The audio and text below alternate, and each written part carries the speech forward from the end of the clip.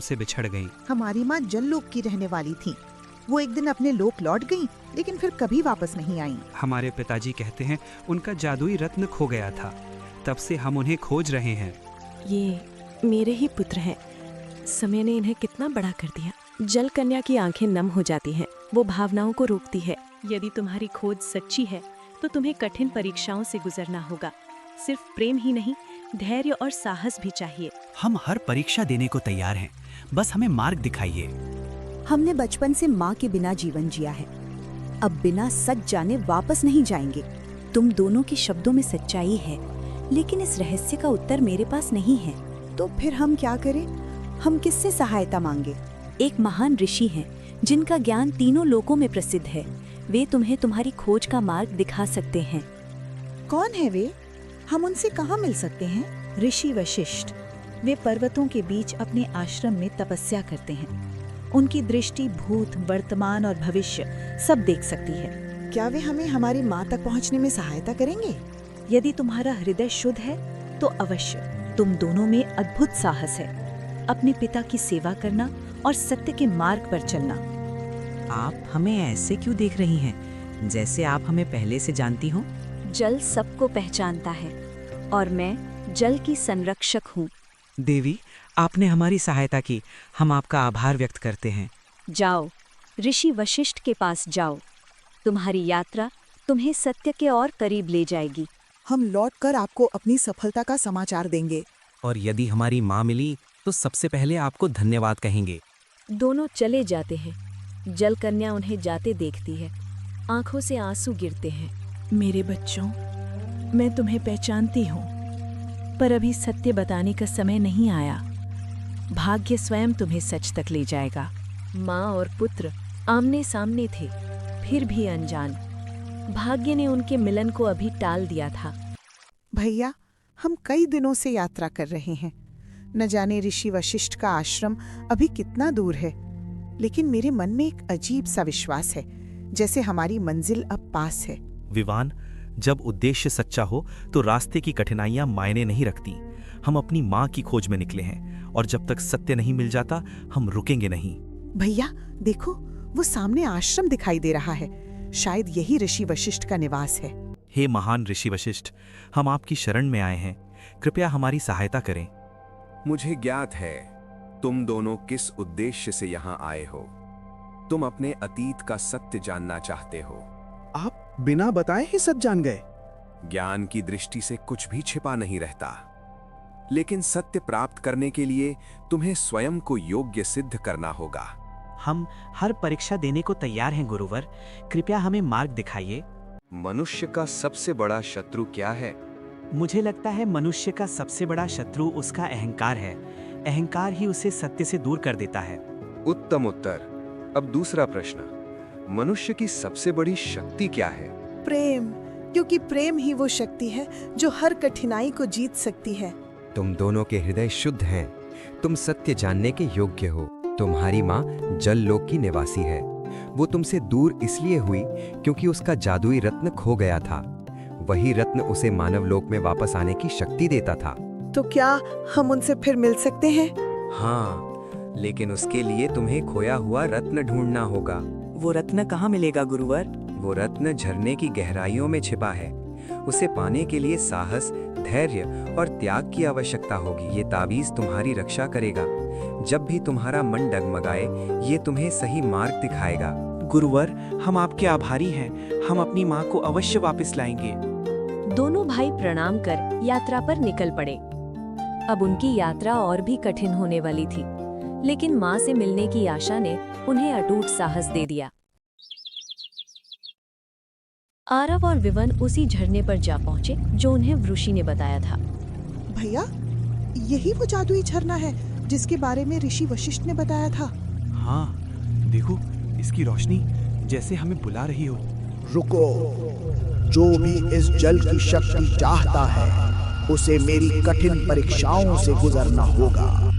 हम हर परीक्षा के लिए तैयार हैं। हमें अपनी माँ को वापस लाना है। यदि उत्तर गलत हुआ तो तुम सदा के लिए यहाँ कैद हो जाओगे। हमें मंजूर है। बताओ, ऐसी कौन चीज है जिसे तोड़ने से पहले बोलना पड़ता है।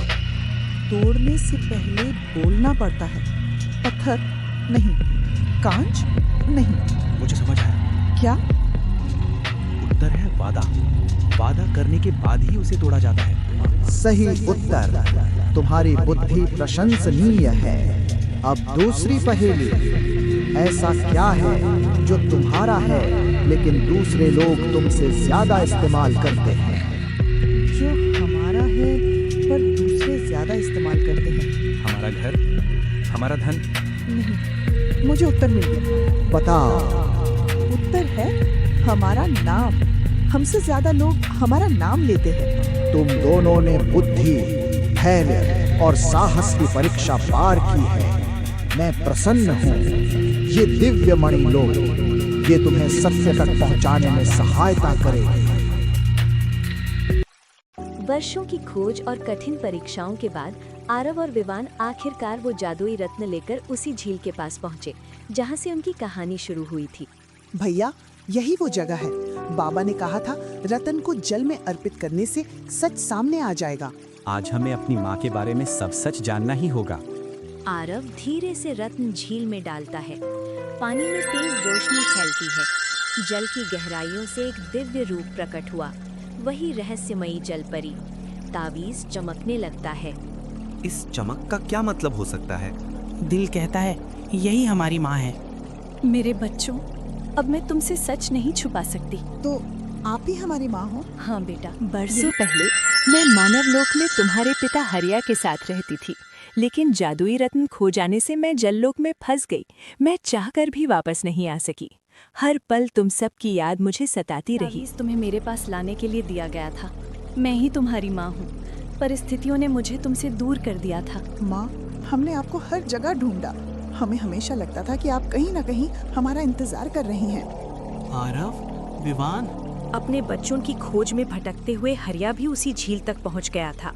ये कैसे संभव है? क्या सच में तुम? हाँ हरिया, मैं वापस आ गई हूँ। मैंने तुम्हें कभी नहीं भुलाया। हर दिन तुम्हारा इंतजार किया। बच्चों को भी तुम्हारी कहानियां सुनाकर बड़ा किया। आज हमारा परिवार फिर से पूरा हो गया। अब हमें कोई अलग नहीं कर सकता। सच्चा प्रेम और विश्वास कभी हारता नहीं।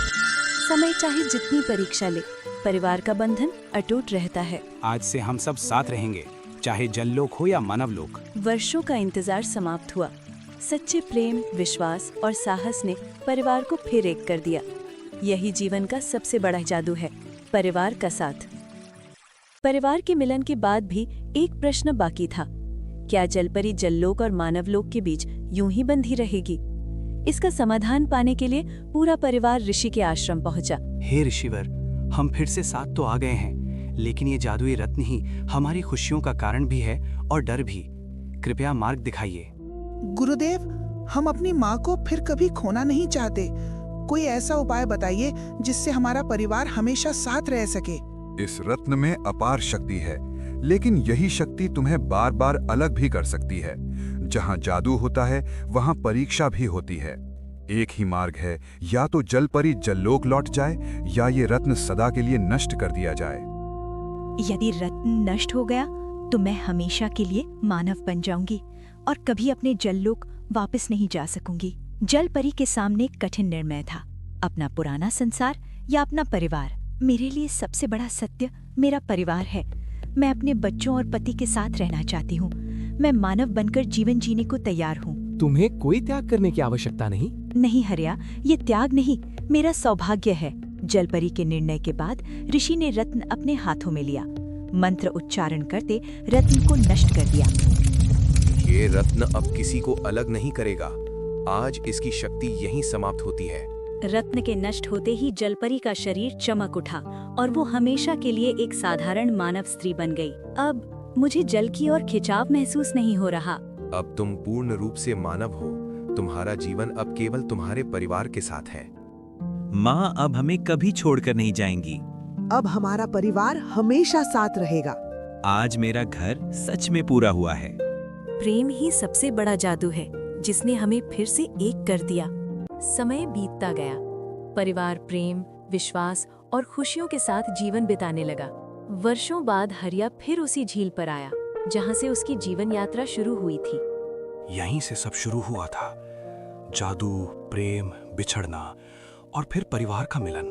पानी से एक सुनहरी जादुई मछली प्रकट होती है। हरिया, क्या तुम मुझे पहचानते हो? तुम वही जादुई मछली जिसने वर्षों पहले मेरा भाग्य बताया था। हाँ, आज मैं तुम्हारी परीक्षा लेने आई हूँ। क्या तुम आज भी मुझे पकड़ोगे? नहीं, अब मैंने समझ लिया है किसी की स्वतंत्रता छीनकर सुख नहीं मिलता। तुम भी इस जल की संतान हो, तुम्हें पकड़ना अन्याय होगा। तो तुम मछली पकड़ना छोड़ दोगे?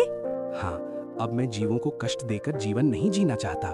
परिवार ने मुझे दया और प्रेम का अर्थ सिखाया है। हरिया, आज तुमने सच्ची करुणा दिखाई है। यही सबसे बड़ी परीक्षा थी। मुझे किसी वरदान की इच्छा नहीं, मेरा परिवार ही मेरा सबसे बड़ा धन है। इसी निस्वार्थ भाव के कारण मैं तुम्हें समृद्धि और सुख का वरदान देती हूँ। उस दिन से हरिया के जीवन में कभी अभाव नहीं रहा। उसके घर में सुख, शांति और समृद्धि हमेशा बनी रही। आज तुम्हारे चेहरे पर अलग ही शांति है। क्योंकि आज मैंने जीवन की सबसे बड़ी सीख पाई है।